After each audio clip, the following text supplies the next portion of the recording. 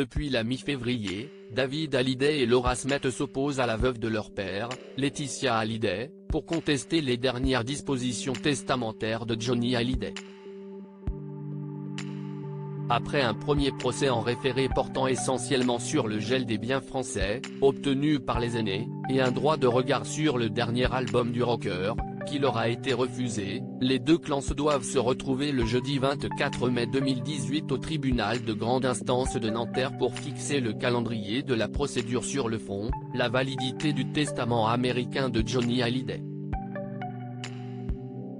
Selon BFM Télévision, une prise de contact a eu lieu il y a quelques jours par téléphone.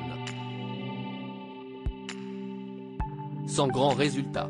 Moins d'une minute selon nos informations, la première négociation entre les aînés de Johnny et Laetitia s'est faite par téléphone et par avocat interposé, nous dit la chaîne.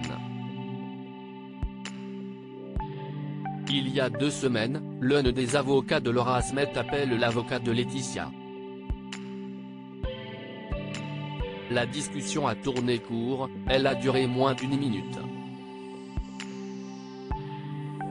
Plus en détail, BFM Télévision croit savoir que dans le camp de Laura Smith on a expliqué qu'on leur a répondu qu'il n'y avait rien à discuter.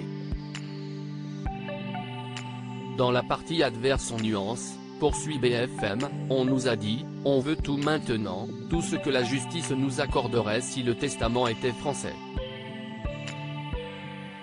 Et pour nous cela ne s'appelle pas une négociation.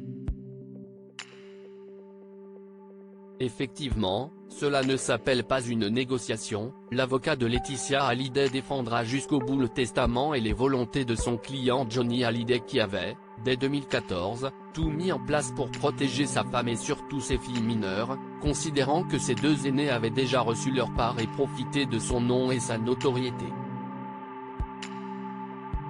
Une négociation aurait été une proposition de partage possible des biens français par exemple, ce qui n'a pas été proposé.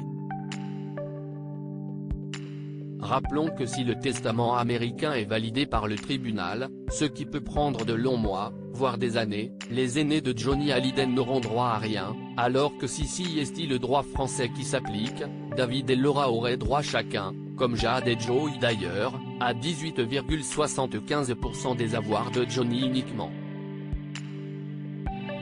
Laetitia Hallyday, sa veuve, aurait droit au reste, puisqu'elle est son héritière en tant qu'épouse.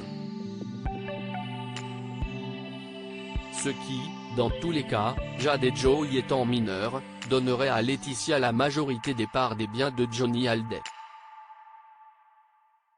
Dialogue de sourds donc qui fait redouter à Laura Smith un quasi-inévitable nouveau procès. Chez Laura, on regrette que Laetitia n'accepte pas leur main tendue. Les relations humaines vont s'abîmer, aurait expliqué l'un des avocats de la jeune actrice et réalisatrice de 34 ans.